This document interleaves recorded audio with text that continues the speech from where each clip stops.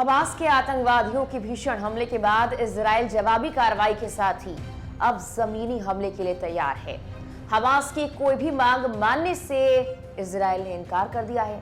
लेकिन इस बीच जब जो बाइडेन से यह सवाल किया गया कि इजराइल हमले के लिए तैयार है, तो जो बाइडेन ने यह कहा कि इजराइल अपना फैसला खुद ले सकता है। माना जा रहा है कि एक तरह से इस जंग में इजराइल का साथ जो बाइडेन ने छोड़ दिया है।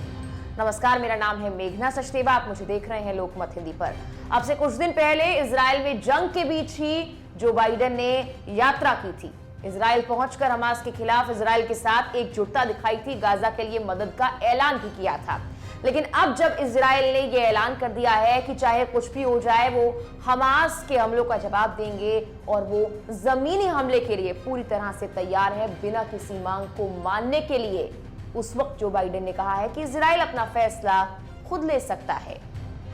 दरअसल बाइडेन से जब पूछा गया कि अमेरिका इजराइल से गाजा में अपनी जमीनी आक्रमण में देरी करने का आग्रह कर रहा है, तो इसके जवाब में बाइडेन ने कहा इजरायली अपने निर्णय खुद ले सकते हैं। 19 दिनों से चल रहे इस युद्ध में मंगलवार को इजरायली रक्षा बल ने घोषणा की कि वो गाजा पर आक्रमण करने के लिए तैयार हैं। IDF chief of staff lieutenant general Herzi Halevi ने कहा, मैं स्पष्ट होना चाहता हूं, हम आक्रमण के लिए तैयार हैं। आईडीएफ प्रमुख ने पुष्टि की कि सेना जमीनी आक्रमण के सटीक वक्त पर देश के शीर्ष नेतृत्व के साथ चर्चा करने की प्रक्रिया में थी और अब वो इसके लिए पूरी तरह से तैयार है। जहां एक तरफ दुनिया भर के देश इजराइल और हमास से आग्रह कर रहे थे, क्योंकि इस जंग में सबसे ज्यादा नुकसान आम जनता को ही भुगतना पड़ रहा था, लेकिन अब माना जा रहा है कि जब इजराइल पूरी तरह से हमला करने के लिए तैयार है, तो जो बाइडेन इस मामले में पीछे हट गए हैं। संयुक्त राष्ट्र ने मंगलवार को एक उच्च स्तरीय बैठक में गाजा में युद्ध विराम का आह्वान किया। इजराइल ने कॉल को अस्वीकार कर दिया और संयुक्त राष्ट्र में इजराइल के राजदूत गिलाद एर्दन ने कहा कि संयुक्त राष्ट्र महासचिव संयुक्त राष्ट्र का नेतृत्व करने के लिए उपयुक्त नहीं है, क्योंकि वो बच्चों, महिलाओं और बुजुर्गों की सामूहिक हत्या के अभियान के लिए कोई समझ नहीं दिखाते।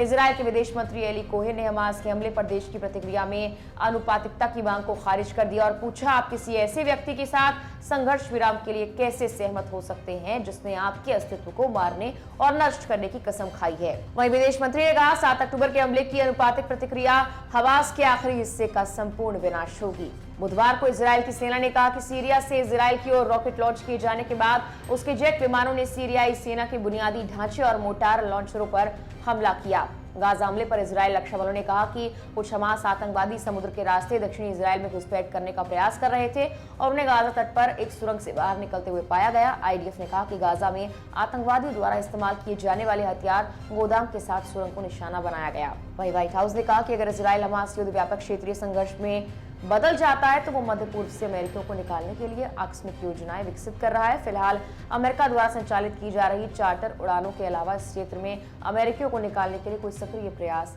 नहीं किए गए हैं। फिलहाल के लिए इस वीडियो में इतना ही। तमाम देश दुनिया की खबरों के लिए लोकमत हिंदी को सब्सक्राइब करना ना भूलें। बेल आइकन को भी जरूर दबाएं ताकि ये वीडियो सबसे पहले आपके पास पहुंचे।